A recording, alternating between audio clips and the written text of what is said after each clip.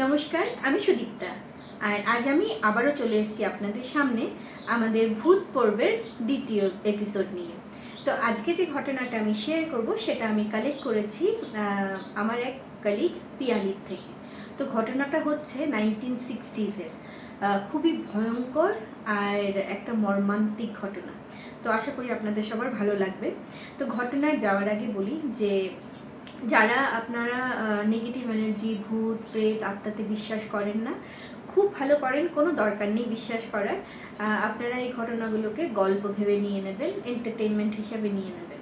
আর যারা ভূতে ভয় পান কিংবা যারা বিশ্বাস করেন, আপনাদেরকে বলবো আপনারা এনজয় করুন ঘটনাগুলো।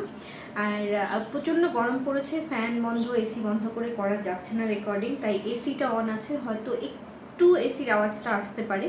তো আমি চেষ্টা করব জোরে কথা বলার, যাতে কোনো আপনাদের শুনতে অসুবিধে না হয়। ঠিক আছে, একটু অ্যাডজাস্ট করে নেবেন।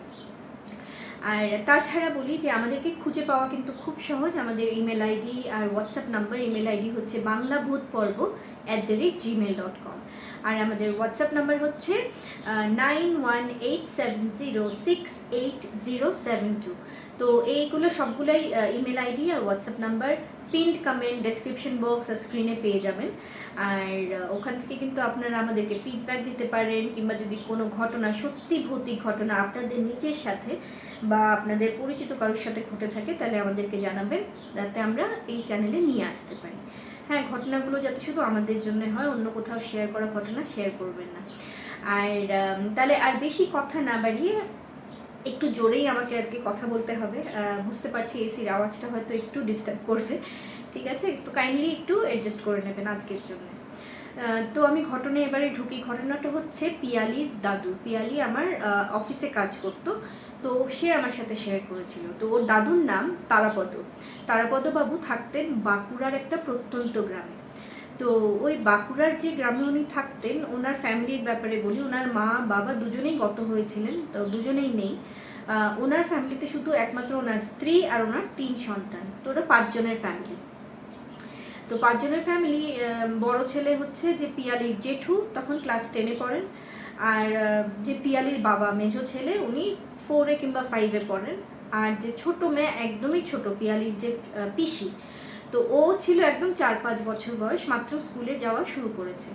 তো ওই গ্রামেরই একজন ভদ্রলোকের একটা পাশেই একটা মিল ছিল। হ্যাঁ, মিল মানে কোনো একটা বিশাল বড় মিল কিংবা কোনো কারখানা ছিল, যেখানে তারাপদবাবু ম্যানেজারিয়াল পোস্টে ছিলেন। তো ওনার স্যালারি কিন্তু অনেকটাই বেশি ছিল, মানে ওই জমানার জন্য। হ্যাঁ, বেশ ভালো একটা স্যালারি পেতেন। প্লাস ওনার যে স্ত্রী ছিলেন, উনি হাতের কাজ খুব সুন্দর করতেন। তো উনি না এমব্রয়ডারি করতেন, ভীষণ ভালো এমব্রয়ডারি করতে পারতেন। ওই জন্যে গ্রামের কিংবা আশেপাশের গ্রাম থেকেও না সবাই ওনাকে শাড়ি, মানে ছেলেদের কুর্তা, ধুতি, ওগুলো হয় না, ওগুলো দিয়ে যেতেন এমব্রয়ডারি করার জন্য। তো উনি না ওই এমব্রয়ডারি করেও উনি কিন্তু অনেক টাকা প্রায় রোজগার করতেন, ভালো রোজগার কিন্তু উনিও করতেন। তো দুজনে মিলে স্বাচ্ছন্দ্যে, খুব সুখ স্বাচ্ছন্দ্যে ওনাদের সংসার চলে যেত। হ্যাঁ, খাওয়া পড়ার কোনোদিনও কোনো কষ্ট হয়নি। তো ভালো খেতে পারতেন, ভালো পড়তে পারতেন। হ্যাঁ, জামা কাপড়, বাচ্চাগুলো ভালো স্কুলে যেত, সব কিছুই, কোনো কিছুর অভাব ছিল না। কিন্তু ওনাদের সেভিংস ছিল জিরো। এখন এই সেভিংস জিরো, আর ওনাদের যে বিশাল বড় একটা ওনাদের মানে এরিয়া নিয়ে বাড়ি ছিল। তো ওই বাড়ির মধ্যে, বাড়ির চারদিকে যে পাঁচিলটা, সেটাও ছিল বাঁশের বেড়া, আর গেটও ছিল বাঁশের। ওনাদের ঘরটা ছিল মাটির ঘর, আর ওপরে টিনের চাল। এত টাকা দুজনে মিলে রোজগার করেও কেন ওদের পাকা ঘর নেই, কিংবা ইটের পাঁচিল নেই, কিংবা একটা লোহার গেট নেই, সেটা জানতে হলে আপনাদের বুঝতে হবে যে এই যে তারাপদবাবু, ওনার চরিত্রটা কেমন ছিল, ওনার ক্যারেক্টার কেমন ছিল। আর এটা যদি না বলি, তাহলে কিন্তু ঘটনার মর্মান্তিকতাটা, মানে এটার যে মানে ভয়াবহতা আর যে যা ঘটেছে না, সেটার সাথে আপনারা রিলেট করতে পারবেন না। ভদ্রলোক 2 হাতে টাকা কামাতেন, ওনার স্ত্রীও ভালো টাকা কামাতো, কিন্তু কোনো সেভিংস ছিল না। তার কারণ ছিল, যে মিলে উনি কাজ করতেন, ওনার আন্ডারে প্রায় 400-500 শ্রমিকেরা কাজ করতো, যাদেরকে উনি ম্যানেজ করতেন। কিংবা শুধু ওই শ্রমিকগুলো কেন, শ্রমিকগুলো তো শুধু ওনার নিজের গ্রামের ছিল না, আশেপাশের গ্রাম থেকেও মিলে কাজ করতে আসতো। তো সবই শ্রমিকের যখনই যার দরকার পড়তো ওই তারাপদ বাবুর কাছে এসে, আজকে আমার বাচ্চা অসুস্থ, আমার বউ অসুস্থ, আমার মা বাবার শরীর খারাপ, হসপিটালে যেতে হবে, ডাক্তার দেখাতে হবে, কেউ এসে আমার মেয়ে জামাই আসছে বাড়িতে রান্না করার জন্য একটু মাছ মাংস কিনতে হবে, কিংবা কারোর বাড়িতে খাওয়ার ডাল চাল কেনার টাকা নেই, তো যখনই যার টাকার দরকার হতো তারাপদবাবু দিয়ে দিতেন। উনি জানতেন যে এরা গরিব মানুষ, এদের থেকে কিন্তু টাকা আমরা পাবো না, কিন্তু ওনার মেন্টালিটি এরকম ছিল যে তুমি না ফলের চিন্তা করো না, তুমি যদি ভালো কাজ করো তুমি মানে একটা ভালো ফল পাবে, তোমার ইহকাল যেরকমই হোক তোমার পরকাল ভালো হবে। প্রচণ্ড বিশ্বাসী ছিলেন এই জিনিসগুলোতে উনি। হ্যাঁ, আর এত মিষ্টি ভাষী ছিলেন, কাউকে কোনো দিনও মানে উচ্চবাচ্য করা তো দূর, মানে গালা গালি করা তো অনেক দূরের কথা, জোর আওয়াজে কথাও মানে বলতেন না, খুব মিষ্টি ভাষী ছিলেন। আর নম্র ভদ্রলোক। হ্যাঁ, গ্রামের যে পঞ্চায়েত ছিল, পঞ্চায়েতের একজন সদস্য ছিলেন তিনি। আর তিনি যা বলতেন মানে যে গাঁও বুড়ো হতো না, ওদের যে পঞ্চায়েতের সর্দার হতো, ওনারাও কিন্তু ওনার কথা ফেলতেন না। হ্যাঁ, মানে উনি ভালো কথাই বলতেন আর সবাই ওনার অ্যাডভাইস মানতো, তো প্রচণ্ড ভালোবাসতো, শুধু নিজের গ্রামের না, আশেপাশের গ্রামের লোকগুলো ওনাকে খুব ভালোবাসতো। ওনার একটু চুন থেকে পান যদি খসে যেত না, মানে ভুল বলেছি, পান থেকে চুন যদি খসে যেত তাহলে সবাই দৌড়ে চলে আসতো ওনার হেল্পের জন্য। তো এতই ভালোবাসতো উনি, এতই ভালো লোক ছিলেন। তো যার জন্য ওনারা ভাবতেন যে বাড়ি হচ্ছে না, ঠিক আছে, দুটো ছেলে আছে আমাদের, কিসের চিন্তা, যখন বুড়ো হবো ছেলেরা কাজ করবে, ওরা আমাদেরকে দুতলা পাকার বাড়ি বানিয়ে দেবে, হ্যাঁ, পাঁচিল তুলে দেবে, ইটের বড় গেট লাগিয়ে দেবে, তো আমরা না করতে পারলে কি হয়েছে, বা আমাদের ছেলেরা করবে, দুটো ছেলে তো আছে। তো এরকম ছিল ওনাদের অ্যাটিটিউড, খুব খুব খুব ভালো ছিলেন। তো এবার আসি, আপনারা বুঝে গেলেন ফ্যামিলি ব্যাকগ্রাউন্ডটা কি আর ওনার ক্যারেক্টারটা কি। বউ এরকম ছিল ওনার মতন। হ্যাঁ, ওনাকে কোনোদিন ওইগুলোতে মানে ভালো কাজ করতে মানা করতো না। তো এই ছিল ওনাদের ফ্যামিলির ক্যারেক্টার, সবাই খুব ভালো। তো এখন ঢুকি মেইন ঘটনায়। পাশের গ্রামে কারোর একটা বাড়িতে কোনো অনুষ্ঠান ছিল, তো অনুষ্ঠান থেকে রাত্রিবেলা ওনার তারাপদবাবুর ফিরতে উনি একাই গেছিলেন, ফিরতে অনেক রাত হয়ে যায়, তখন প্রায় বাজে 12:30। হ্যাঁ, তো উনি যখন ফিরছিলেন, ওনার ওই গ্রাম থেকে ওনাদের গ্রামে ঢোকার একদম মুখে একটা জায়গা আছে, জায়গাটার নাম হচ্ছে তেঁতুলতলা। ওই তেঁতুলতলায় না একটা বিশাল বড়, মানে বটগাছ যেরকম বড় হয় ওই রকম টাইপের, মানে অত বড় না হলেও মানে হাফ সাইজের বটগাছ যেরকম, মানে বড় সাইজের একটা তেঁতুল গাছ ছিল, যেটা কেউ জানে না কত পুরনো, কত 100 বছর পুরনো, 200 300 500 বছর পুরনো হয়তো ওই তেঁতুল গাছটা আর কি। আর শুধু ওটার পাতা দেখেই লোকেরা বুঝতে পারে যে ওটা তেঁতুল গাছ, কাণ্ডটা দেখে মনে হয় যেন কোনো অশ্বত্থ কিংবা কোনো বট গাছই হবে।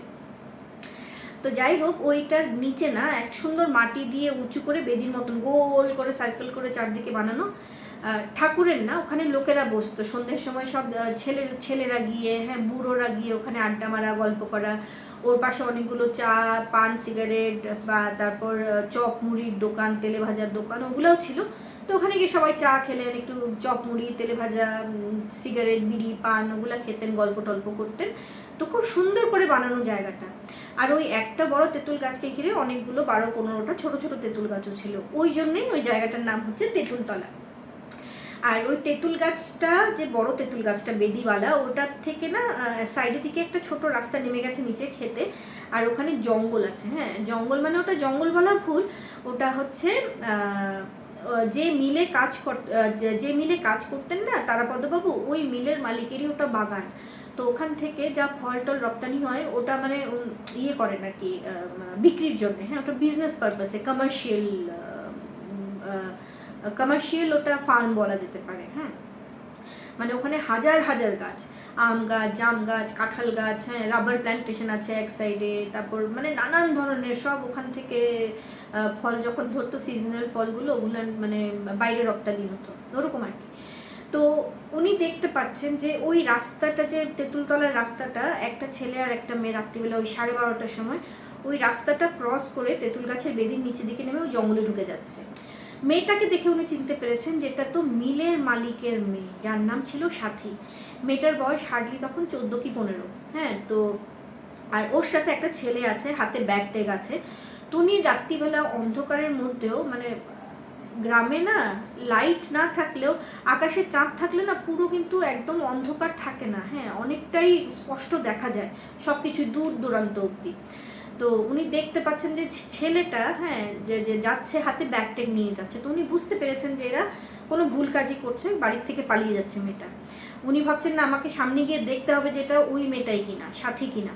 তো সাথীর যে বাবা, যে মিলের মালিক, উনি তারাপদ বাবুকে খুব স্নেহ করতেন, একদম নিজের ছোট ভাইয়ের মতন দেখতেন, এত বিশ্বস্ত ছিলেন, তো তার জন্য ওনাকে ম্যানেজারিয়াল পোস্টে রেখেছিলেন। তো যাই হোক, উনি না তাড়াতাড়ি সাইকেল চালিয়ে ওই বেদি যে গাছটা, ওই গাছটার নিচে সাইকেলটা রেখে ওই নিচে দিয়ে রাস্তা দিয়ে জঙ্গলে ঢুকলেন। ঢুকে একটু তাড়াতাড়ি হেঁটে দেখলেন যে দেখা যাচ্ছে ছেলে আর মেয়েটা যে যাচ্ছে, হ্যাঁ, তো উনি ডাক দিলেন। যেমনি ডাকলেন ওরা ঘুরে তাকালো, হ্যাঁ, তাকিয়ে ওরা তো হতবাক যে গ্রামের মানুষেরা 8টা সাড়ে 8টার মধ্যে খাওয়া দাওয়া শেষ করে, মানে 9টার মধ্যে সবাই ঘুমিয়ে যায়, কেন কি ওরা আবার ভোরবেলা 4টে সাড়ে 4টের সময় উঠে যায় গ্রামের সবাই। তো এত রাত্রিবেলা যে কাউকে ওরা দেখতে পারবে সেটা ওরা আশা করেনি, হ্যাঁ। তো দেখেছেন, তারপর ওরা যখন ঘুরেছে তো তারাপদবাবু দেখলেন যে সত্যি এটা কিন্তু সাথী সেই মেয়েটাই, মিলের মালিকের মেয়ে, হ্যাঁ। আর ছেলেটাকে দেখে না ওনার পায়ের রক্ত মাথায় উঠে গেল। সেই ছেলেটার নাম ছিল শেখর, আর সে ছিল একটা বাউন্ডলের মদ্যপ ছেলে, হ্যাঁ। তো ওর বয়স হলো প্রায় 27-28, 27-28 বছর বয়স ছেলেটার। ওনাদের গ্রামে তখন না 14-15 বছরের মেয়েদের কিন্তু বিয়ে হয়ে যেত, আর ছেলেরা ম্যাক্সিমাম 18-19-20 বছর বয়সে ছেলেদের বিয়ে হয়ে যেত। এই ছেলেটা যে শেখর, ওর বিয়ে হয়নি তার একটাই কারণ, যেখানেই বিয়ে ঠিক হয় এই গ্রামের তো কেউ ওকে মেয়ে দেবেই না, আশেপাশের গ্রামেরও কেউ ওকে মেয়ে দেবে না। আর দূর দূরান্ত গ্রাম থেকে যখন কেউ খবর নিতে আসতো ওর ব্যাপারে, যদি কারোর মেয়ের জন্য, এমনি তো আর বিয়ে দিয়ে দেবে না, গ্রামে এসে খবর নেবে না, সবাই বলতো এটার মতন ক্যারেক্টারলেস আর এত বাজে ছেলে আর পৃথিবীতে নেই। ওই জন্য 28 বছর হয়ে গেছে ওর, কিন্তু তখনও বিয়ে হয়নি। তো এখন ওই ছেলেটার ক্যারেক্টারটা বলি, সারা দিন শুধু সাইকেলে ঘুরে বেড়ানো বন্ধুদের সাথে, আর রাত্রিবেলা হলে মদ খাওয়া, হ্যাঁ, রাস্তায় জোরে জোরে গান করে করে টলতে টলতে ঘরে যাওয়া, ঘরে গিয়ে মা বাবাকে মারা, ঝগড়া করা। মদ খাওয়ার জন্য পয়সা না দিলে ও বাবা মাকে মারতো, টর্চার করতো, গ্রামের লোকেরা চিৎকার চেঁচামেচি শুনে যেত, মানে মা বাবাকে বাঁচাতে ওর হাত থেকে অনেকবার ওরকম বাঁচিয়েছে, অগুন্তিবার। তো সবাই জানে ছেলেটা একদমই বাজে, কোনো কাজ করে না, নিজের কাজ করে সবাই বলতো তুই মদ খাবি খা, তুই যা করবি কর, তুই নিজের টাকা কামা, তুই একটা চাকরি কর, চাষবাস যাই কর, নিজের টাকা কামা, নিজে এনজয় কর, তুই তোর বুড়ো মা বাবা কেন কষ্ট দিস এত। বাবা ছিল বয়স্ক গরিব চাষি, হ্যাঁ। তো ছেলেটা এতটাই বাজে। তখন ছেলেটাকে না উনি দেখে তো প্রচণ্ড রাগ হয়েছে, উনি না ঠাটি একটা চর মেরেছেন, আর চর খেয়ে না ছেলেটা ওখানে ব্যাগটা, মেয়েটার ব্যাগটা ওর হাতে ছিল, ব্যাগটা ফেলে দিয়ে দৌড়ে পালিয়ে গেছে। আর এই মেয়েটা সাথে সাথে সাথী, হ্যাঁ, ওর সাথে সাথে ওই তারাপদবাবুর পায়ে জড়িয়ে ধরে বলছে কাকু তুমি আমার ঘরে এই কথাটা বলো না, আমার বাবা কিন্তু আমার জন্য ছেলে দেখছে, বিয়ে দেবে, কিন্তু শেখর আমাকে প্রচণ্ড ভালোবাসে, আমি ওকে ভালোবাসি, আমরা বিয়ে করতে চাই, সংসার করতে চাই, আমার বাড়ি থেকে ওকে দেবে না, তো একবার যদি আমরা বিয়ে করে নিই, শেখর বলেছে যে তারপরে আমাদের বাড়িতে আসবে, আমাকে নিয়ে আসবে, সবাইকে মানিয়ে নেবে। তখন উনি বলছেন না রে মা, তুই দেখ যদি ছেলেটা ভালো হতো আমি কিছু বলতাম না, আমি নিজেকে তোর বাড়িতে কথা বলতাম, কিন্তু ছেলেটা একদম ভালো না, তুই তোর পাড়ার ছেলে, তুই তো জানিস ও কিরকম, আশেপাশে শুধু নিজের বাড়িতে না, হ্যাঁ, শুধু মদ্যপ হলেও আলাদা ব্যাপার ছিল, প্রচণ্ড বাজে ক্যারেক্টারের ছেলে ছিল, মানে মেয়েরা তো দূর, বউদেরও ছাড়তো না, হ্যাঁ, কাকিমা জেঠিমাদেরকেও টিস করতো বাজেভাবে, ওই রকম ক্যারেক্টারের ছেলে ছিল। আর শুধু নিজের গ্রামে না, আশেপাশের গ্রামগুলোতে গিয়েও এরকম বউদের, মেয়েদের, সবাইকে মানে ইফ টিজিং টাইপের করতো আর কি, খুব বাজে, কেউ দেখতে পারতো না ছেলেটাকে। তখন উনি বললেন যে দেখ ও তোকে শুধু একমাত্র, তোকে ও না জালে ফাঁসাচ্ছে তোর মা বাবার, মানে তোর বাবার পয়সা হাতানোর জন্য, জানে যে তুই বিত্তবান ফ্যামিলির একটা মেয়ে, তোকে যদি মানে বিয়ে করতে পারে তাহলে তোর বাবার থেকে অনেক টাকা আদায় করা যাবে, সেই জন্যে ও তোকে ফাঁসাচ্ছে মা, তুই ওর প্রলোভনে পা দিস না, তুই বড় ভুল করছিস। মেয়েটা তো কোনো মতেও রাজি না, ও কান্নাকাটি করছে না, ও আমাকে বলেছে আমাকে সত্যি ভালোবাসে, সত্যি ভালোবাসে, 14-15 বছরের বাচ্চা, হ্যাঁ, ও ও তো ব্রেন ওয়াশ যেরকম করেছে ও সেরকমই ভাবছে, ও তো বুঝতে পারছে না ওর জন্য কি ঠিক কি ভুল। তো যাই হোক, উনি বললেন না মা তুই আমাকে বল, হ্যাঁ, কোনো কাজ করে না, বাবার থেকে টাকা নিয়ে মদ খায়, হ্যাঁ, তোকে বিয়ে করে খাওয়াবে কি, ওর তো বাবার তো নিজেরই খাবার জুটে না বাড়িতে, ফ্যামিলির, হ্যাঁ, তো তোকে কি খাওয়াবে। বলছে না ও প্রতিজ্ঞা করেছে বিয়ে করার পরে ও চাকরি করবে, আমাকে ভালো রাখবে, সুখে রাখবে, হ্যাঁ। তো উনি বললেন না মা এটা হয় না, বলে ওর হাত ধরে ব্যাগ নিয়ে টেনে টেনে টেনে টেনে ওকে বাড়ি নিয়ে গেলেন। হ্যাঁ, মেয়েটা তো আসবে না, মানে লিটারালি ছ্যাঁচড়াতে ছ্যাঁচড়াতে নিয়ে যেতে হচ্ছে ও মেয়েটাকে ওইরকম। হ্যাঁ, ও যাবে না বাড়িতে। কিন্তু যাই হোক, ওনার সাথে কি পারে, ছোট্ট মেয়ে। তো ওনার বয়স তখন প্রায় 48-49 ইয়ার্স ওল্ড উনি। হ্যাঁ, তারাপদবাবু, আর মেয়েটা তখন 14-15 বছরের। তো যাই হোক, শক্তি দিয়ে তো পারেনি, উনি নিয়ে গেছেন হাত ধরে টেনে। তো বাড়িতে যাওয়ার পরে ওখানে তো একটা সবাইকে সব কিছু বলার পরে, তখন রাত্রিবেলা ওই 1টা বাজে প্রায়। হ্যাঁ, তো সব কিছু বলার পরে তো ওখানে একটা হুলস্থুল বেঁধে গেল। তখন মেয়েটার বাবা, সাথীর বাবা মেয়েটাকে না ঠাটিয়ে 3-4টে চড় মেরেছেন। তো ওখানে কাঁদতে কাঁদতে নিজের রুমে গিয়ে দরজা বন্ধ করে কান্নাকাটি করছে। তখন তারাপদবাবু বলছেন যে দাদা, উনি মানে মিলের মালিক তো নিজের দাদার মতন দেখতেন উনি। হ্যাঁ, আর উনিও তারাপদবাবুকে ছোট ভাইয়ের মতন স্নেহ করতেন। তো তাই উনি বললেন যে দাদা, মেয়েটাকে মারবেন না, বয়সটা কত দেখুন তো। হ্যাঁ, 14-15 বছরের মেয়ে। ছেলেটা ভালো হলে তো বিয়ের কথা ভাবা যেতেই পারে, ভালোবেসে বিয়ে করা তো অন্যায় নয়, কিন্তু ছেলেটা তো ভালো না। হ্যাঁ, তো ওই জন্যে আপনারা একটা কাজ করুন, মারবেন না, ওকে বোঝান। দরকার পড়লে আশেপাশের লোকেদেরকেও বলুন যে ছেলেটা কিরকম, ও তো জানে, ও তো এই গ্রামেরই। হ্যাঁ, তো আপনারাও বোঝান যে ছেলেটা ভালো না, ভালো হলে আপনারা, ভালো ছেলে হলে আপনারা বিয়ে দিয়ে দিতেন। তো আর ভালো ছেলে দেখুন, দেখেও বিয়েটা দিয়ে দিন। তো ঠিক আছে, তো কথাবার্তা হলো। উনি তারপর রাত্রিবেলা প্রায় 2:30টা নাগাদ বাড়ি গেলেন, গিয়ে তো হাত মুখ ধুয়ে যাই হোক রাত্রিবেলা ঘুমিয়ে পড়লেন।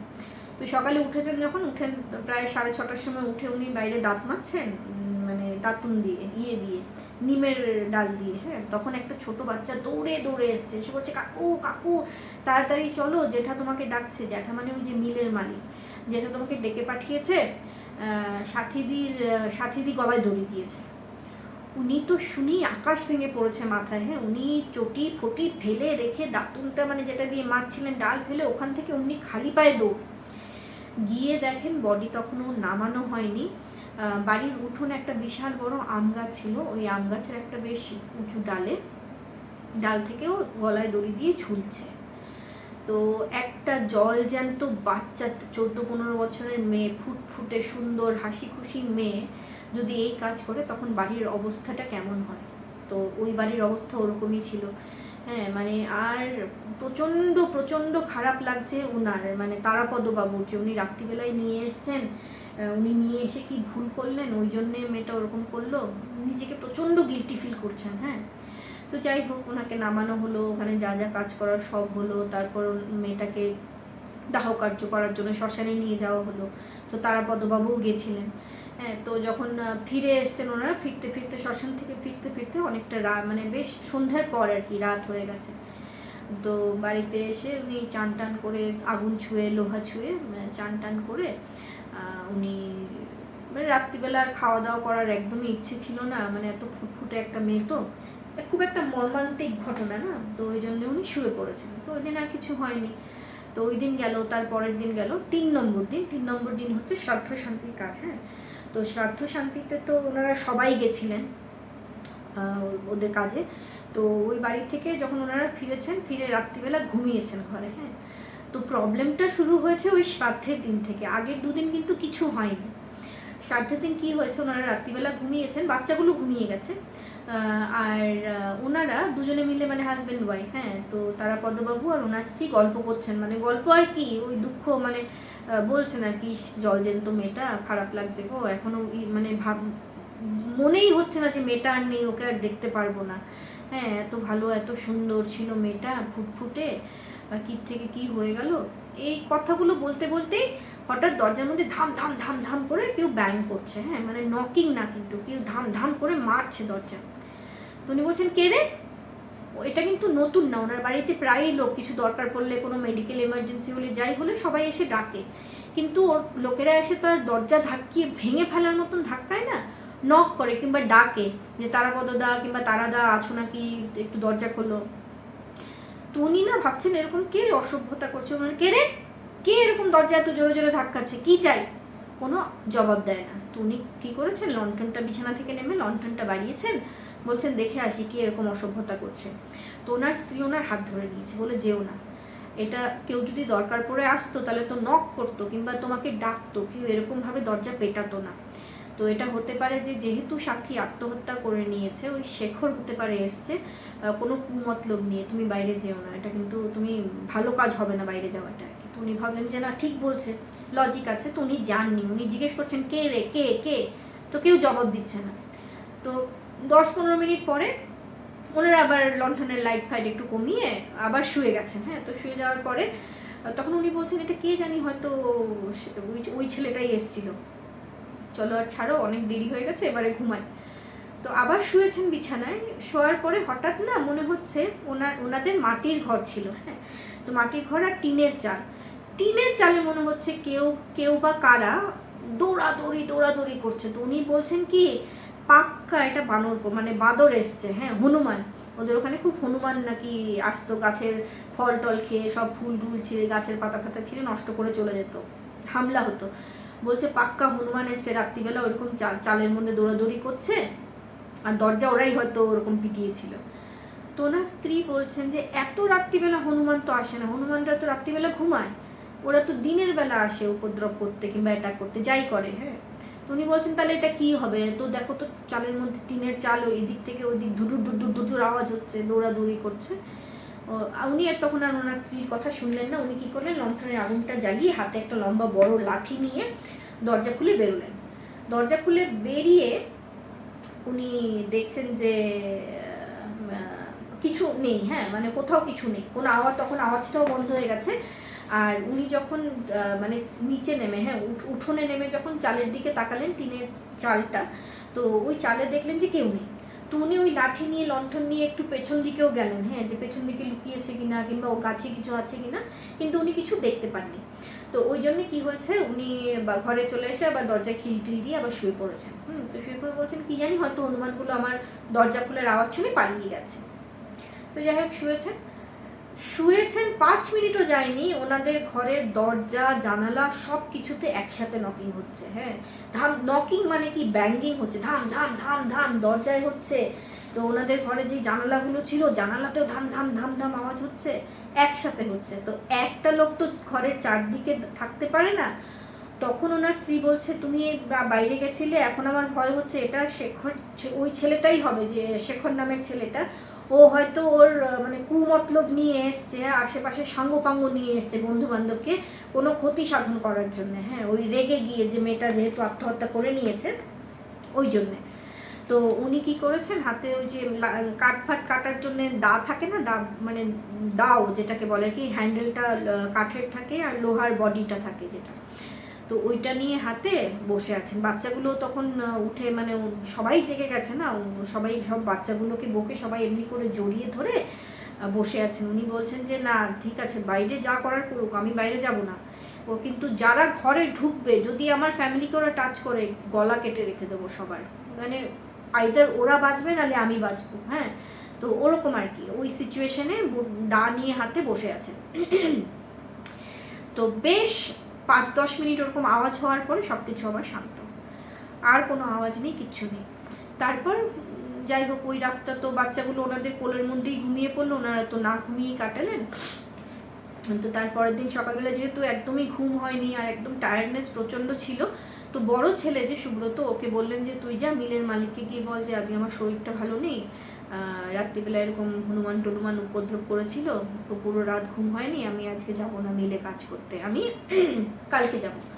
তো সে কি খবর দিয়ে এসছে, এসে ওরা বাচ্চারা তো সব স্কুলে চলে গেছে সকাল সকাল। তো উনি বলছেন যে, ওনার স্ত্রীকে বলছেন, হ্যাঁ যে শোনো না, আমার না শরীরটা একদমই ভালো লাগছে না, আমি একটু শুই, হ্যাঁ একটু ঘুমালে হয়তো শরীরটা ভালো লাগবে, তুমি আমাকে আর ডিস্টার্ব করো না, তুমি আমাকে ডেকো না, হ্যাঁ আমাকে একটু ঘুমাতে দাও, আমি আরামসে, বাচ্চারা আসবে, তারপর আমি দুপুরবেলা উঠে স্নান টান করে খাবার টাবার খাবো। তুমি বললেন ঠিক আছে। তো ভদ্রলোক ঘুমিয়েছেন। ঘুমানোর পরে তো উনি আর ডিস্টার্ব করেনি। এখন বাড়ির প্রচুর কাজ, উঠোন ঝাড় দেওয়া, লেপা পোছা, হ্যাঁ সব কিছু মাটির, রান্না বান্না করা। তো যাই হোক, এখন সব কাজকর্ম শেষ করে উনি দেখলেন দুপুরবেলা রান্নাবান্না শেষ হয়ে গেছে, প্রায় 2টো বাজে। তো তখন না ছোটো মেয়েটা, যে স্কুলের ছোটো মেয়েটা চলে এসছে বাড়িতে, ও তো সকালে যেত, মানে সকালই চলে আসতো, 2 ঘন্টা 3 ঘন্টার ছোট কম টাইমের স্কুল। তো আর যে ওনার মেঝো ছেলে আর বড় ছেলে বিকেলে আসতো 4টে নাগাদ, হ্যাঁ কিংবা 3টে, 3:30, 4টে ওইরকম আসতো।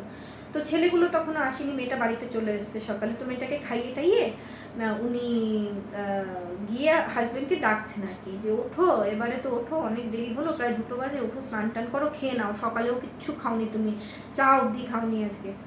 তো উনি গিয়ে ডাকছেন, দেখছেন উনি কিছু বলছেন না, কোনো রিপ্লাই নেই, কোনো আওয়াজ নেই। তো উনি তাকিয়েছেন, হ্যাঁ, তাকিয়ে দেখছেন ভদ্রলোক কিন্তু জাগা, ঘুমে না, হ্যাঁ, বিছানায় শুয়ে আছেন সোজা হয়, এরকম চালের দিকে হাঁ করে তাকানো, আর চোখ বড় বড় করে খোলা, কিন্তু কোনো কথা বলছেন না।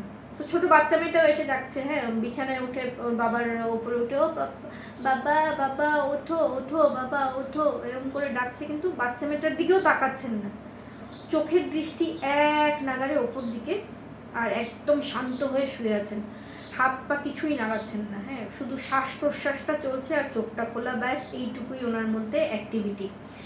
তো ওনার স্ত্রী বলছে, কি গো তোমার কি শরীর খারাপ লাগছে, কি হয়েছে আমাকে বলো। কোনো কথা বলেন না, একদম চুপ হয়ে গেছেন। তো উনি বললেন, কি জানি কি হয়েছে, একটু ভাত নিয়ে এসলেন, ডাল ভাত মাখিয়ে, ওনাকে বললেন যে একটু খেয়ে নাও, উঠে না হয় তারপর তুমি আস্তে আস্তে বিকেলবেলা তুমি স্নান টান করো, তুমি রেস্ট নাও, আজকে মনে হচ্ছে তোমার শরীরটা ভালো নেই। তো সেই বলে যাই হোক উনি উনি ভাতটা এনে মাখিয়ে মুখে মেখে আর কি মুখে দিচ্ছেন। তো ভদ্রলোক দাঁত কিরমির করে রেখে দিয়েছেন, আর মুখ খুলবে না, মানে ভাতটা যাতে ভেতরে না যায়। তো উনি অনেক চেষ্টা করে ভাত খাওয়াতে পারেননি। তো আচ্ছা গেল, তারপর বিকেলবেলা 2টো ছেলেও চলে এসছে বাড়িতে, ওরাও এসে বাবাকে ডাকছে যে বাবা কি হলো তোমার, বড় ছেলেও বলছে, ছোট ছেলেও, মেজো ছেলেও বলছে যে কি হয়েছে বলো, শরীর খারাপ হচ্ছে, ডাক্তার নিয়ে আসবো, কি কষ্ট হচ্ছে বলো না, কথা বলো। উনি কোনো কথা বলছেন না, হ্যাঁ, মানে হাত পাও নাড়াচ্ছেন না, মাথাটা যেরকম স্টিল, পুরো মনে হচ্ছে কেউ না ওনাকে দড়ি দিয়ে বেঁধে এক জায়গায় রেখে দিয়েছে, ওই রকম, মানে উনি একদম স্থির হয়ে গেছেন। তো রাত্রিবেলা আবার একটু জল মুড়ি নিয়ে এসছেন, হ্যাঁ, বাচ্চাগুলোকে খাইয়ে, তো ওনার স্ত্রী জল মুড়ি এনে খাওয়াতে, জল মুড়িও খাওয়াতে পারেনি। তো উনি বড় ছেলেকে বলছেন, সুব্রতর নাম ছিল, হ্যাঁ, তো বলছেন শুভু, কালকে মনে হচ্ছে একটু সকাল সকাল গিয়ে তুই ডাক্তার নিয়ে আসিস তো, মানে বদ্যি, হ্যাঁ, তো বদ্যিকে নিয়ে আসিস তো, কিছু খাননি, কি জানি কি হয়েছে, না নড়ছেন না চোখছেন, কোনো কথাও বলছেন না, আর ঘুমাচ্ছেনও তো না। যদি চোখ বন্ধ করে ঘুমাতেন তাহলেও তো আলাদা ব্যাপার ছিল না, ওনার চোখ খোলা হাঁ করে তাকিয়ে আছেন, কি জানি কি কষ্ট হচ্ছে, একবার বদ্যিকে ডেকে নিয়ে আসিস। তো বললো ঠিক আছে মা, কালকে সকালে আমি সবার আগে গিয়ে বদ্যিকে ডেকে নিয়ে আসবো। বলে সবাই রাত্রিবেলা তো দিন ঘুমালেন, এটা ফার্স্ট ডে, প্রথম রাত। তো রাত্রিবেলা ঘুমের মধ্যে হঠাৎ করে না একটা টক করে আওয়াজে সুব্রত, যে বড় ছেলেটা টেনে পড়ে, ওর ঘুম ভাঙল। ও চোখ কচলে কচলে উঠেছে, উঠে দেখে কি ওর বাবা দরজার খিলটা খুলেছে, যে ওইটারই টক করে আওয়াজটা হয়েছে। খিল খুলে দরজা দিয়ে বেরিয়ে, মানে ওনাদের যে বারান্দাটা ক্রস করে নেমে উঠোন ক্রস করে গেটের দিকে যাচ্ছেন। তো ও না দৌড়ে উঠে মাকে ডেকেছে, মা দেখো তো বাবা কোথায় যাচ্ছে। তো ওর মা ধর্ম করে উঠে দেখছে ওর বাবা, উনি যখন উঠে গেটের সামনে দরজায় এসছেন, এসে দেখছেন ওর, মানে ওনার হাজব্যান্ড তারাপদবাবু উঠোন ক্রস করে, গেট ক্রস করে রাস্তায় উঠে গেছেন, মেইন রাস্তায় আর কি, যে ওর বাড়ির পাশে সামনে যেটা রাস্তাটা ছিল। উনি ওরকমই দৌড়ে গেছেন, হ্যাঁ, গেট খুলে দৌড়ে উনি রাস্তায় গিয়ে ওনার তারাপদবাবুর হাত ধরে বলছেন, তুমি এত রাত্রিবেলা কোথায় যাচ্ছ গো, কি হয়েছে তোমার, কার বাড়ি যাচ্ছ এত রাত্রিবেলা। তখন কটা বাজে, প্রায় 2-2:30 বাজে। ধরে ওনাকে হাত ধরে টেনে টেনে বলছেন, না এত রাত্রিবেলা কোথাও যেতে হবে না, তুমি বাড়ি চলো, যেখানে যাওয়ার আমি তোমাকে নিয়ে যাব সকালে, এখন কারুর বাড়িতে যেতে হবে না, তুমি চলো। উনি ভাবছেন হয়তো উঠে কারুর বাড়ি চলে যাচ্ছেন, হ্যাঁ। তো যাই হোক, আর ভদ্রলোক না কোনো কথা বলছেন না, শুধু মানে ফুঁসছেন এরকম করে। আর ভদ্রমহিলাও নাছোড়বান্ধ, উনি ছাড়বেন না, উনি টেনে টেনে ঘরে নিয়ে এসেছেন, ঘরে নিয়ে এসে দরজা বন্ধ করে ওনাকে বিছানায় বসিয়েছেন। বিছানায় বসিয়ে তখন না ওনার চোখ টোক একদম লাল হয়ে গেছে ভদ্রলোকের, তারাপদবাবুর, আর লাল হয়ে উনি ফুঁসছেন করে। তো তখন ওনার স্ত্রী বলছে, তুমি কোথায় যাচ্ছিলে এত রাত্রিবেলা, কার বাড়ি তুমি যাচ্ছিলে, তুমি কি ওই সাথীদের বাড়িতে চলে যাচ্ছিলে, মিলের মালিকের সাথে কোনো কথা ছিল, কি হয়েছে বলো আমাকে। উনি জিজ্ঞাসাই করছেন, কথা শেষ হয়নি, উনি উঠে হাত ঘুরিয়ে এমন জোরে একটা চড় মেরেছেন ভদ্রমহিলার গালে, ভদ্রমহিলা ওখানে সাথে সাথে মাটিতে পড়ে গেছেন, পড়ে ওখানে কিন্তু জ্ঞান হারিয়ে ফেলেছেন। তো তারপর যখন ওনার জ্ঞান ফিরল, উনি দেখলেন যে উনি দুটো ছেলে যে বিছানায় ঘুমাতো ঘরের, আর একদিকে ওনার দুটো ছেলে ঘুমাতো আর একদিকে ওনার স্বামী স্ত্রী আর মেয়েটা ঘুমাতো। তো ওই ছেলেগুলোর বিছানায় উনি শুয়ে আছেন, আশেপাশে বাড়িরও বেশ কয়েকটা বউ ওনার সাথে ওনার পাশে বসে আছে আর কি। তো সবাই বললো কি হয়েছে, উনি কথা বলতে পারছেন না, যে গালে মেরেছিলেন কান গাল মিলে এই জায়গাগুলো ফুলে গেছে, হ্যাঁ সোয়েলিং হয়ে গেছে, কথা বলতে মুখের ভেতরে কষ্ট হচ্ছে। তো যাই হোক, আর কষ্ট হলেও গ্রামের মহিলা তো, ফ্যামিলি 3টে বাচ্চা আছে, উনি তো আর শুয়ে থাকলে চলে না। তো যাই হোক উঠলেন, যাই করলেন, করার পরে তোমার বদ্যি নিয়ে আসা হলো। হ্যাঁ, তো সকালবেলা গিয়ে বদ্যি নিয়ে আসলো। এখন বদ্যি শুধু আর তারাপদ বাবুকে না, হ্যাঁ ওনার স্ত্রীকেও কিন্তু ওষুধ দিয়ে গেল, যে ফুলে গেছিলো, উনি কিছু জড়িবুটি ফড়িবুটি করতেন, ওগুলা উনি ওষুধ দিয়ে গেলেন, বললেন এটা খাও কমবে। আর ওনার তারাপদ বাবুকে দেখেও বললেন যে এ কি অবস্থা, এ কি হয়েছে।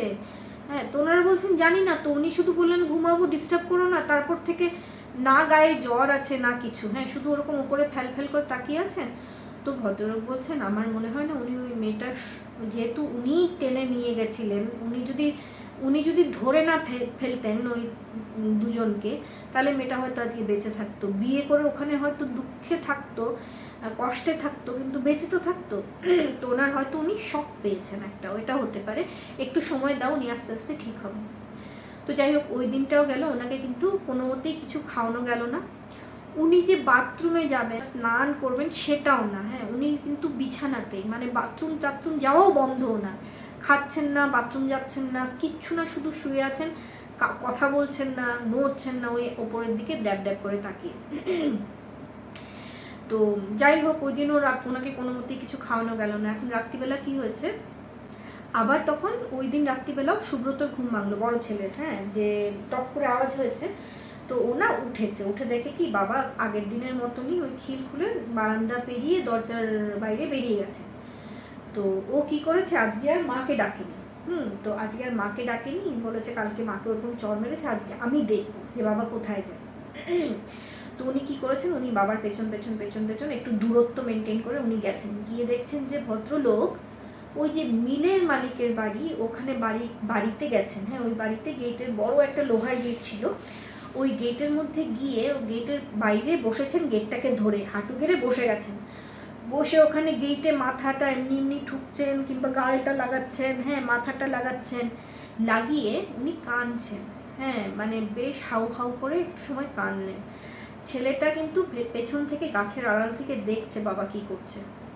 তারপর দেখলো 10-15 মিনিট ওখানে কান্নাকাটি করার পরে উঠে দাঁড়ালেন, চোখ ভালো করে মুছে আস্তে আস্তে হেঁটে হেঁটে, একদম মাতাল যেরকম টলে না, মদ খেয়ে এরকম মাতালরা ওরকম টলতে টলতে রাস্তা দিয়ে হেঁটে হেঁটে আবার উনি আস্তে আস্তে নিজের ঘরে গেলেন। ঘরে গিয়ে ওরকম হাট করা, গেট খোলা, হাট করে দরজা খোলা সব ছিল, উনি ওইরকম গিয়ে ওনার বিছানায় শুয়ে গেলেন। তখন কি করলো সুব্রত, মানে বড় ছেলেটা এসে দরজা ফরজা গেট ফেট লাগিয়ে ও এসে শুলো। তো শুয়ে আর রাত্রিবেলাও আর ঘুমাতে পারেনি, মানে বুঝতে পেরেছো কিছু একটা, গ্রামের ছেলে তো আর টেনে পড়ে, খুব একটা বাচ্চাও না। হ্যাঁ তো পরের দিন সকালে মাকে বলছে, মা তুমি বদ্যি ডাকতে বলছো, বদ্যিতে কাজ হবে না, তুমি ওঝা ডাকো, কেন কি কালকে রাত্রিবেলা আমি দেখেছি এই ঘটনা ঘটেছে। তো সেটা শুনে ওর মা বললো তাহলে একটা কাজ কর, তুই পুরোহিত মশাইকে ডেকে নিয়ে আয়।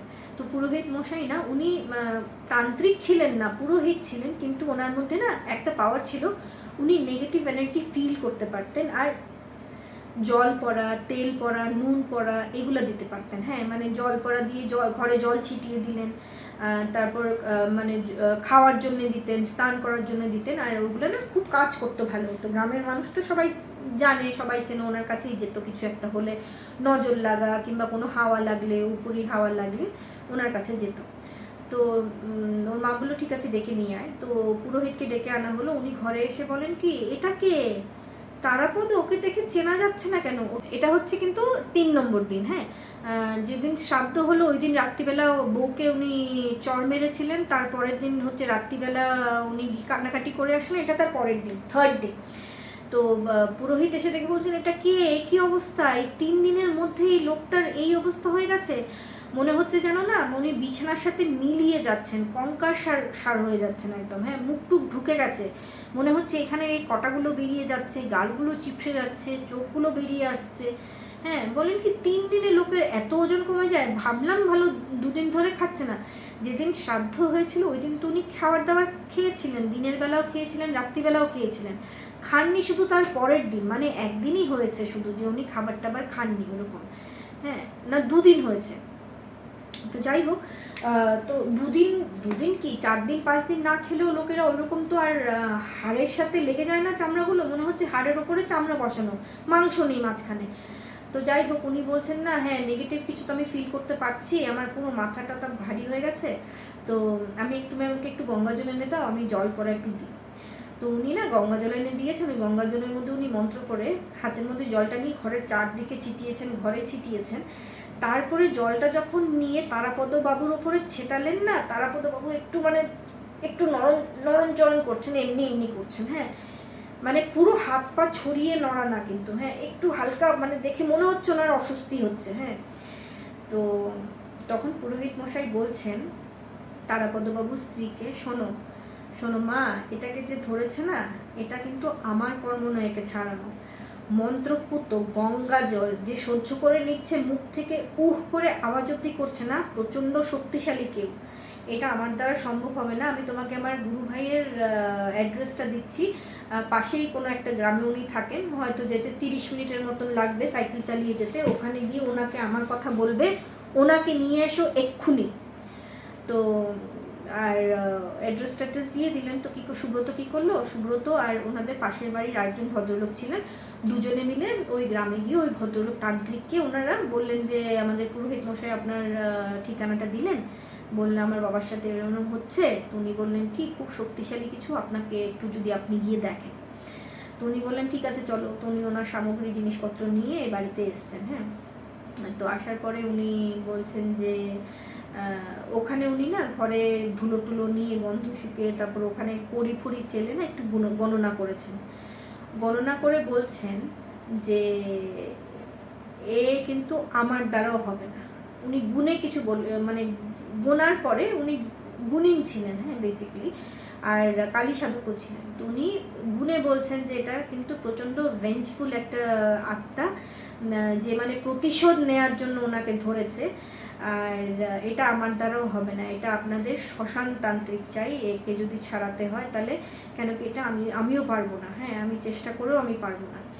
তো উনি বললেন যে আমি আমার গুরু ভাইয়ের আমি আপনাকে ঠিকানা বলে দিচ্ছি। তখন ওটা তারাপীঠে, তো বাঁকুড়ার থেকে তারাপীঠে যাওয়া তখন খুব একটা সহজ ছিল না। হ্যাঁ, আর অনেকটা দূর ছিল। এখন তো লোকেরা গাড়ি নিয়ে রাস্তা দিয়ে চলে গেলে 4 ঘন্টা 4.5 ঘন্টায় পৌঁছে যায়। তখন তো ট্রেন বাস ওইগুলাই শুধু একমাত্র ছিল উপায়, তো প্রচুর টাইম লাগতো। ওনারা বললেন সময় নষ্ট করো না, তারাপীঠে যাও, গিয়ে আমার ওই গুরু ভাই যাকে ওখানে জিজ্ঞেস করলে, ওনাকে তোমরা কিন্তু কোনো মন্দিরের আশেপাশে মন্দির চত্বরে পাবে না, শ্মশানের দিকে পাবে, ওখানে উনি একটা কুঠুরি করে থাকেন, ওখানে উনি সাধনা করেন। তো তোমাদের যদি কপাল ভালো থাকে ওখানে গিয়ে যদি ওনাকে পাও তাহলে ওনাকে বলো, হয়তো উনি হেল্প করতে পারবেন। তো ওরা দুজন আবার বেরিয়ে গেলেন। হ্যাঁ, ওই মানে ওই শ্মশানে তারাপীঠে শ্মশানের জন্য আর কি। তো যখন গিয়ে পৌঁছালেন ওখানে ওই তান্ত্রিককে গিয়ে ওনারা বললেন সব কথা যে এই ঘটনা, আর উনি আমাদেরকে পাঠিয়েছেন এরকম। তো উনি বললেন দেখো বাবা, আমি তো শ্মশান তান্ত্রিক, আমি শ্মশান ক্রিয়া করি, আমি তো গৃহস্থ বাড়িতে গিয়ে বসে কোনো ক্রিয়া করতে পারবো না, আর আমি গৃহস্থ বাড়িতে প্রবেশও করতে পারবো না, ওদের না বাড়িতে জল অন্য কিছুই গ্রহণ করতে পারবো না, আর আমি শ্মশান ছেড়ে যাইও না, আর আমি যদি অন্য কোথাও গিয়ে ক্রিয়া করি সেই ক্রিয়া কাজও করবে না, আমার ক্রিয়ার জন্য আমার শ্মশান ভূমিতে বসে এই মাটিতে বসে আমার ক্রিয়া করা দরকার, তাছাড়া আমার ওইটা কিন্তু কোনো কাজ হবে না। তো একটা কাজ কর, আমি একটা তাবিজ দিয়ে দিলাম, ওই তাবিজটা নিয়ে, যেহেতু তোরা বলছিস যে উনি মানে অ্যাগ্রেসিভনেস কিছু নেই না ওনার মধ্যে, উনি শুধু শুয়ে আছেন, কথা বলছেন না, খাচ্ছেন না, কিছু করছেন না, কিন্তু শুধু শুয়ে আছেন, ওনার মধ্যে কোনো অ্যাগ্রেসিভনেস নেই, কাউকে কোনো ক্ষতি করছেন না। তো তোরা গিয়ে হাতে ওনার জোর করে একটা ওই মাদুলিটা দিলেন, মাদুলিটা বেঁধে দিস, তাহলে কি হবে, ওনার আত্মা যেটা ওনার ভেতরে আছে, যেটা আমি বুঝতে পারছি, তো সেটা না সুপ্ত অবস্থায় থাকবে, আর তারপরে ওনাকে তোরা নিয়ে আসতে পারবি আমার কাছে, আর যদি মাদুলিটা না পড়াস তাহলে ওনাকে নিয়ে আসা যাবে না, হ্যাঁ, নাহলে তোদেরকে অন্য কোনো তান্ত্রিক যে গৃহস্থ বাড়িতে গিয়ে কাজ করতে পারে ওরকম কাউকে দেখাতে হবে। তো ওনারা বললো ঠিক আছে। তো তা ওই দিন তো যাই হোক ওরা ফেরত চলে আসলো মাদুলি নিয়ে। তো আসার পরে ওই দিন রাত্রিবেলা, এটা কিন্তু 4th ডে, হ্যাঁ 3rd ডে ওরা গেছে, 4th ডেতে ওরা রিটার্ন এসছে, যেহেতু 7-8 ঘন্টা যেতে লেগেছে ওখানে গিয়ে কথা বলে ওই দিন আসতে পারেনি, তারপরের দিন ফেরত এসছেন ওনারা তারাপীঠ থেকে। তো তারাপীঠ থেকে আসার পরে ওনাকে যাই হোক হাতের মধ্যে কিন্তু ওই তাবিজটা বেঁধে দেওয়া হলো কোনো মতে, হ্যাঁ তাবিজটা বেঁধে দেওয়ার পরে উনি না একটু নড়লেন তাবিজটা পরে, হ্যাঁ একটু গাটা একটু মোচড় দিয়ে উঠলো, আবার স্থির, আবার শান্ত। তো যাই হোক ওনারা এখন ভাবছেন যে রাত্রিবেলা উনি যেহেতু বেরিয়ে যাচ্ছেন তো ওনাকে না পাহারা দিতে হবে, রাত্রিবেলা ঘুমানো যাবে না। তো ওনার স্ত্রী বললেন যে বড় ছেলেকে যে তুই তো 2 দিন ধরে তুই অত জার্নি করে এসছিস, তুই আজকে রেস্ট কর, ঘুমা, আমি পাহারা দিচ্ছি, ভোরবেলা না হয় আমি তোকে ডেকে দেবো, আমি একটু সময় ঘুমিয়ে নেবো, তখন তুই পাহারা দিস। তো আর ওই জমানায় তো আর মোবাইল টিভি কিছু নেই, উনি এমনি বসে বসে ওনার সামনে পাহারা দিতে দিতেই একটু ঝিমোচ্ছেন, তো ঘুম লেগে এসছে, হ্যাঁ ভদ্রমহিলার। তো হঠাৎ না বাড়ির সবার ঘুম ভেঙে গেছে ধাম ধুম আওয়াজে রাত্রিবেলা।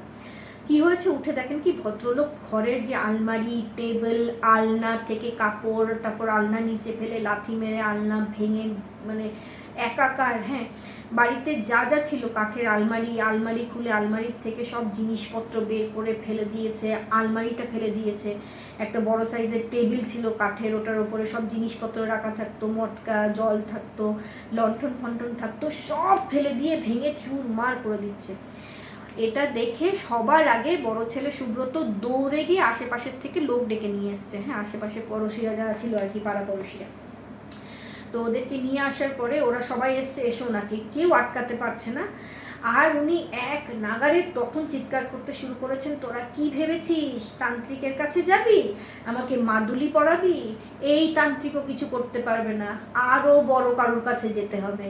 হ্যাঁ আমি কি দোষ করেছিলাম, আমি তো একে ছাড়বো না, একে আমি নিয়েই যাব, আমি কি দোষ ছিল আমার, আমি শুধু সংসার করতে চেয়েছিলাম, আমি কে জানিস তো না, আমি সাথী। এই প্রথমবার উনি মুখ খুললেন, ওর শ্রাদ্ধের পরের থেকে যা হয়েছিল এই প্রথম উনি মুখ খুললেন। আর মুখ খুলে উনি বলছেন আমি সাথী, আমি ছাড়বো না, আমি এটাকে ছাড়বো না, হ্যাঁ এর জন্যে আমি আমার সোনার সংসার হতো, আজকে আমি বেঁচে থাকতাম, আমার কতই বয়স ছিল, আমার এটা কি মরার বয়স, ওর জন্য আমার আত্মহননের রাস্তা বেছে নিতে হয়েছে, একে আমি ছাড়বো না, একে আমি ছাড়বো না। আর এগুলা বলছে যখন না, তখন পাড়া প্রতিবেশীরা ওনাকে গিয়ে ধরতে না ভয় পাচ্ছে।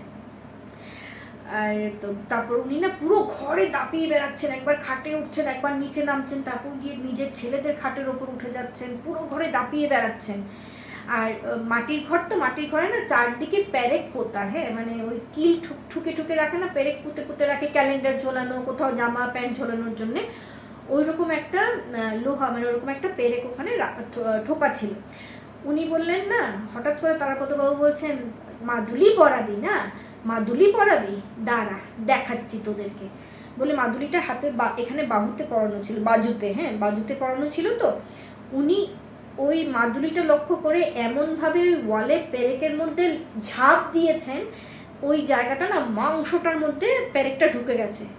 আর তারপর হাতটা এমনি করে টেনেছেন না, টানার সাথে সাথে মাদুলি তো খুলেছে, হাতের মাংস চামড়া সব খুবলে ওই পেরেকের মধ্যে লেগে গেছে, ওই রকম অবস্থা, ফিনকি দিয়ে রক্ত বেরোচ্ছে, পুরো ঘর রক্ত হয়ে গেছে। এটা দেখেও সবাই চিৎকার করছে, এই তুমি কি করছো, বলতে বলতে উনি সেই রাত্রিবেলায়, দরজা তো খোলাই ছিল, বাড়িতে প্রচুর লোক, সবাইকে ধাক্কা টাক্কা মেরে বাড়ির থেকে দরজা থেকে বেরিয়ে এক ছুট দিয়ে গেটের বাইরে গিয়ে হাওয়া মিলিয়ে গেছেন, সবাই পেছন দৌড়াচ্ছে, কেউ আর গিয়ে ওনাকে খুঁজে পায়নি, উনি কোন দিকে চলে গেছেন, কোন জঙ্গলের দিকে নেমে গেছেন কেউ জানে না। তো বাড়িতে তো কান্নাকাটি শুরু হয়ে গেছে। তারপরে 2 দিন, হ্যাঁ 2 দিন ধরে ওনাকে খাল বিল জঙ্গল অন্য আশেপাশের গ্রাম যেখানে উনি যেতে পারেন সব জায়গায় খোঁজা হলো, ডুবুরি নামিয়ে খালে বিলে সব জায়গায় পুকুরগুলোতে ডুবুরি ফুবুরি নামিয়েও দেখা হলো যে উনি মানে ওরকম কিছু করেননি, তো না কোথাও ওনাকে পাওয়া যায়নি। তার 2 দিন তো কাটলো, 3 নম্বর দিন সকালে একজন চাষি দৌড়ে এসছে, এসে বলছে বৌমা গো তাড়াতাড়ি চলো, সর্বনাশ হয়ে গেছে। কি হয়েছে বলে, তারাপদকে পাওয়া গেছে কোথায়, ওই যে তেঁতুলতলা বললাম যেখান থেকে মেয়েটাকে, সাথীকে আর ওর শেখরকে ধরেছিলেন, ওইখানে জঙ্গলে একটা আম গাছে গলায় দড়ি দিয়ে উনি ঝুলছেন। তো আর ওরা যখন গেল, গিয়ে ওখানে মানে জঙ্গলের মধ্যে যখন নামিয়ে আনলো, আনার পরে বোঝা যাচ্ছে আর কি যে এটা 2 দিন আগেই উনি কাজ ছেড়ে ফেলেছেন। হ্যাঁ, মানে পচন টচন ধরা স্টার্ট হয়ে গেছে। হ্যাঁ, ওইরকম। তো যাই হোক, তো ওনার সে মানে কাজ সব সম্পূর্ণ হলো, যেহেতু অপঘাতে মৃত্যু, ওনারও শ্রাদ্ধ শান্তি হলো 3 দিনে। তো 3 দিন কাজের পরে, ওনার কাজের পরের দিন সবাই, গ্রামের সবাই আর কি গিয়ে, মিলের যে মালিক ছিল সাথীর বাবা, ওনাকে বললো, দেখুন আমাদের চোখের সামনে ঘটা ঘটনা, আপনিও তো আসলেন, আপনিও তো ছিলেন, আপনিও তো দেখলেন, হ্যাঁ আপনার ফ্যামিলিরও সবাই দেখলো যে এটা কিন্তু আপনার মেয়ে ছাড়া কেউ না, ও তো শান্তি পায়নি। তো ওর শান্তির জন্য আপনারা গিয়ে না বুদ্ধগয়ায় গিয়ে আপনারা ওর পিণ্ডদান করে আসেন, শান্তি সস্তায়ন করে পিণ্ডদান করে আসেন, যাতে মেয়েটার আত্মাও শান্তি পায়। প্রচণ্ড ভেঞ্জফুল আত্মা হয়ে গেছিলো। তো সবাই বলছে যে এত ভালো লোক, হ্যাঁ মানে তারাপদবাবু এত ভালো লোক ছিলেন, এত ভালো লোকের এত খারাপ পরিণতি, এটা কি মেনে নেওয়া যায়? উনি যা সবাইকে সাহায্য করেছেন, উনি একটা মানে কোনো দিনও কোনো কাউকে একটু উঁচু গলায়ও কোনো দিনও কথা বলেননি, এত ভালোবাসতেন সবাইকে, এত উনি হেল্প করতেন। তো এত ভালো লোকের এত খারাপ পরিণতিও হতে পারে। তো যাই হোক, তখন পিয়ালি আমাকে বলছিল, দেখো যে ভালো কাজ করলেই যে সব ভালো ভালো হবে এমন কথা নয় কিন্তু সুদীপ্তা। তাই বললাম, না গো, দেখো ইহকাল পরকাল বলে তো জিনিস আছে, তুমি ইহকালে তুমি সব ভালো কাজ করেছো, তোমার হয়তো এটা তোমার মানে তোমার পূর্বজন্মের কর্মের জন্য তোমার এই পরিণতিটা হয়েছে, কিন্তু এই কর্মের যে তোমার ভালো কাজ হয়তো তোমার নেক্সট জন্মে কাজে আসবে। ঠিক আছে? আর যারা এই মানে জন্মান্তরে, পূর্বজন্ম, তারপর আবার নেক্সট জন্মতে বিশ্বাস করেন না, আপনাদেরকে বলছি না বিশ্বাস করতে, কিন্তু আমাদের হিন্দু শাস্ত্রে বলে তো এই কথাগুলো, তো আমি মানি আর কি। তো ওই জন্যে আমি ওকে এরকমই বলেছিলাম, দেখো এই জন্মে না হলে হয়তো পরজন্মে উনি এটার এই ভাগ্যটা ওনার ফিরে আসবে। হ্যাঁ, উনি যে ভালো কাজ করেছেন সেটার ফল পাবেন, ঠাকুর তো এমনি ছেড়ে দেয় না সবাইকে। তো আমাদের উচিত ভালো কাজ করে যাওয়া, আর সেটার ফল ওপরওয়ালার হাতেই ছেড়ে দেওয়া উচিত, তাই না? নেগেটিভিটি নিজের মনে রেখে যে ভালো কাজ করেও যদি এত খারাপ হয় তাহলে ভালো কাজ করবো কেন, এই অ্যাটিটিউডটা উচিত না। তো যাই হোক, আজকের জন্য এতটাই। আশা করি এই ঘটনাটা আপনাদের ভালো লেগেছে, আর যদি ভালো লেগে থাকে একটু কমেন্ট করে জানাবেন, এরকম আরও অনেক অনেক ঘটনা আপনাদের জন্য নিয়ে আসবো। তাই আজকের জন্য এখানেই টাটা বাই বাই বলছি আপনাদেরকে। সবাই ভালো থাকবেন, সুস্থ থাকবেন, নিজেকে এত পজিটিভিটি দিয়ে ভরে নিন যাতে নেগেটিভিটি আপনার আশেপাশেও আসতে না পারে। তো আজকের জন্য এতটাই, নমস্কার।